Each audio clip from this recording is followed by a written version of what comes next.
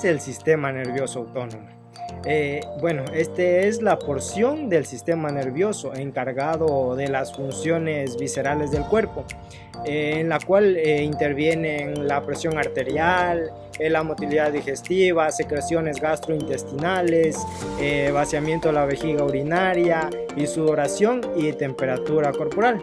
Y a continuación presentaré algunas características sorprendentes de este sistema, que es la rapidez y la intensidad con la que pueden variar las funciones viscerales.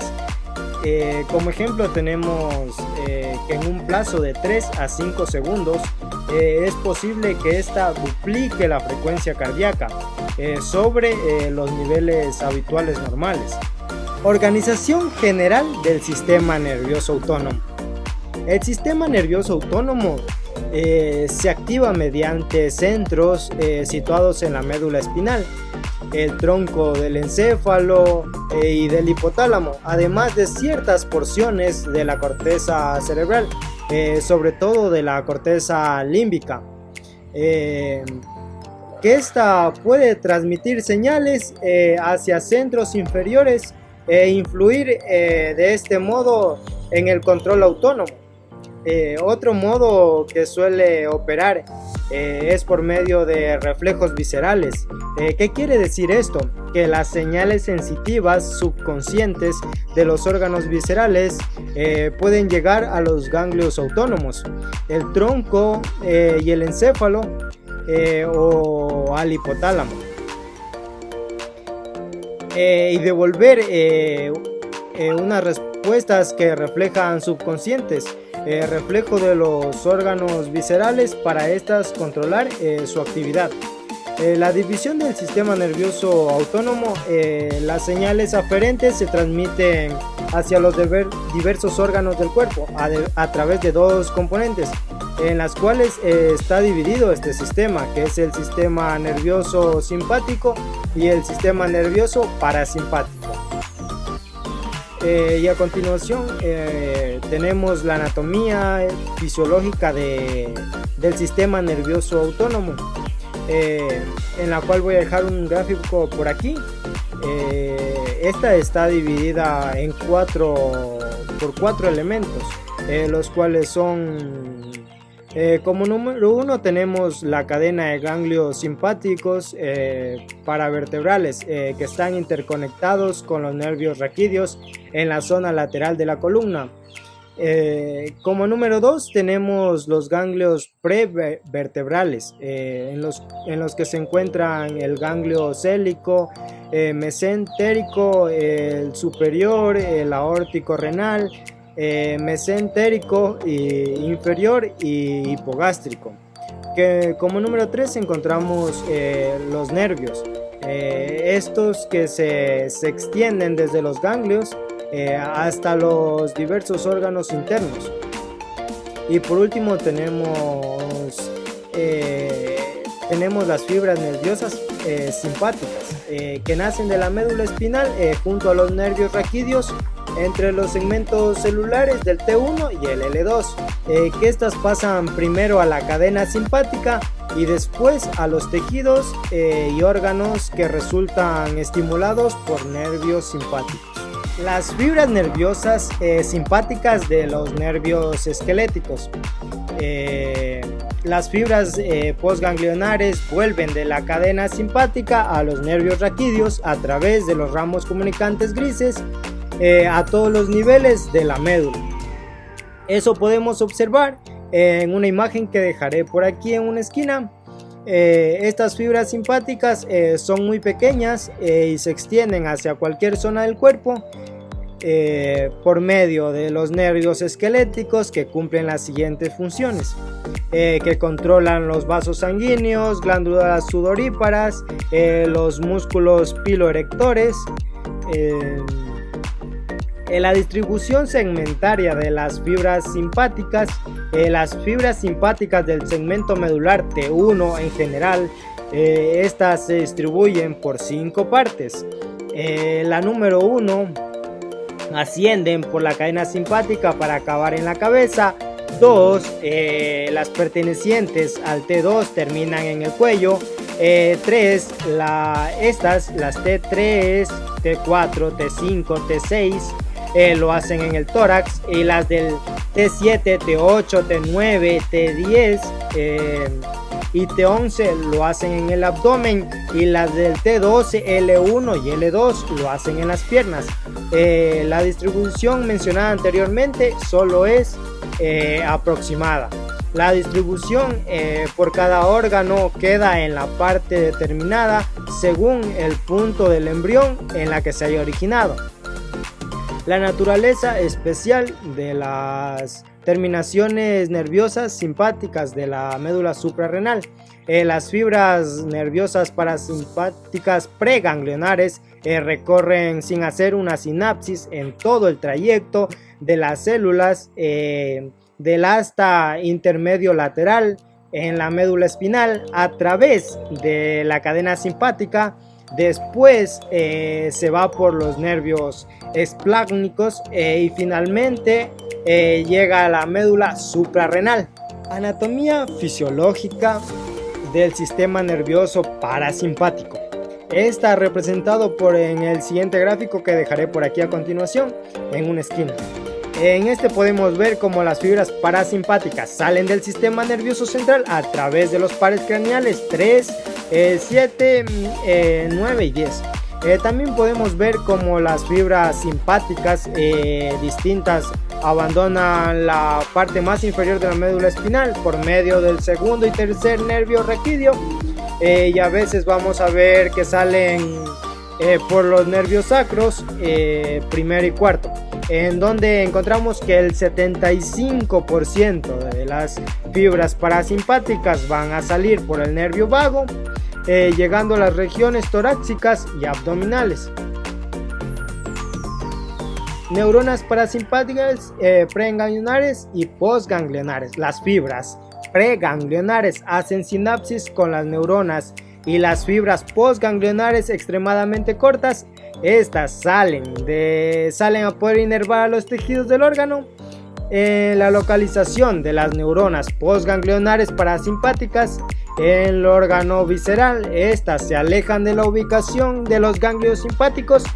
¿Esto por qué va a ocurrir? Por la acción de los somas celulares de las neuronas postganglionares simpáticas, que van a ubicarse en los ganglios de la cadena simpática o en otros ganglios aislados diferentes por el abdomen, y en vez de hallarse en el órgano que se encuentra excitado.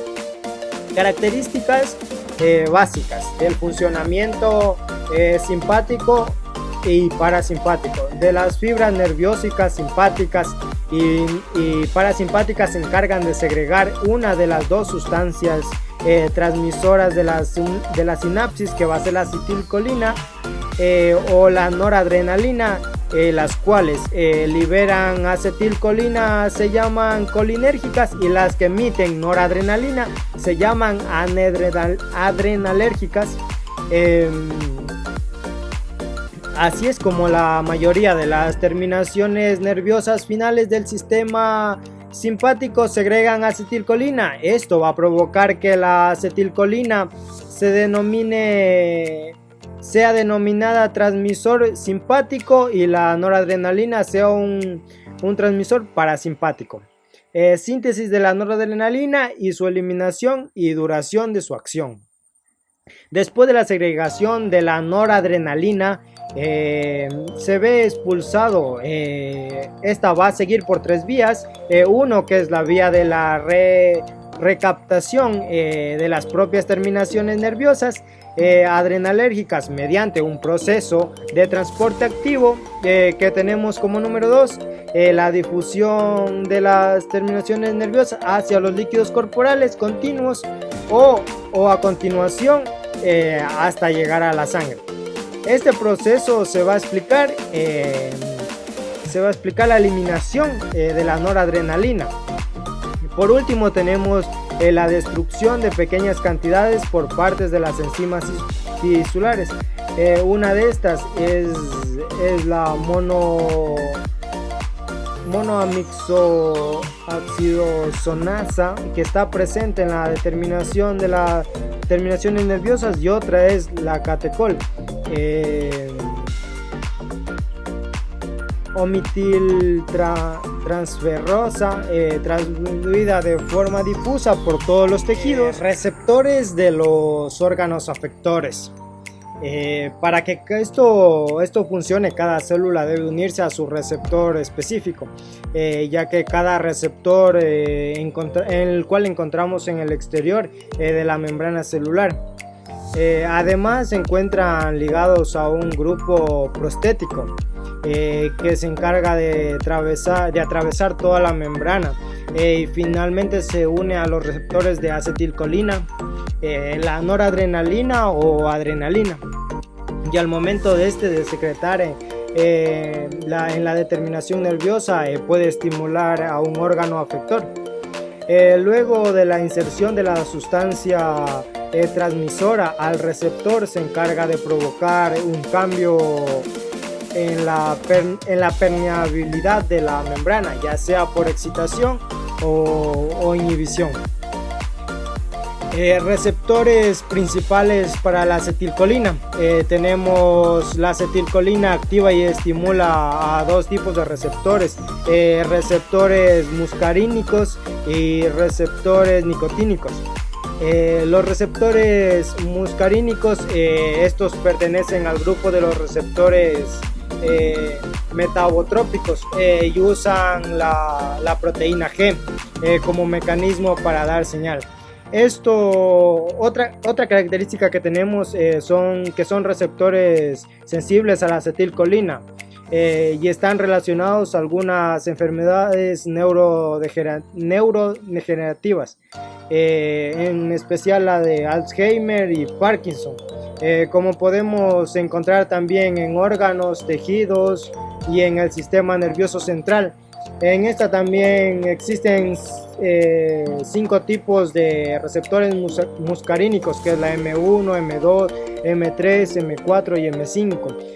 Los receptores nicotínicos, estos se denominan nicotínicos porque estos pueden ser activados por la nicotina, a diferencia de los receptores muscarínicos, que son activados por la muscarina. Los receptores adrenalérgicos, estos se dividen en receptores A y receptor B. En el receptor A existen dos tipos, en los cuales existen dos tipos, que son el A1 y el A2, que se unen a la proteína G. En los receptores B tenemos el B1, B2 y B3, y una característica es que tenemos que todos los receptores B, la adrenalina sería más eficaz en su acción excitadora. Algunas semejanzas que los dos, tanto como el receptor A como el receptor B, utilizan proteína G. También tenemos que la adrenalina activa a ambos tipos de receptores por igual. Acciones excitadoras e inhibidoras de la estimulación simpática y parasimpática. Hay varios efectos que pueden presentar el funcionamiento de los nervios y de los nervios simpáticos y parasimpáticos, y en diversos órganos viscerales. Entre estos efectos se puede presentar la excitación y la inhibición, y en pocas ocasiones se puede expresar el funcionamiento de este sistema. Aunque algunos están controlados por el sistema simpático y parasimpático. A continuación presentaré una tabla que la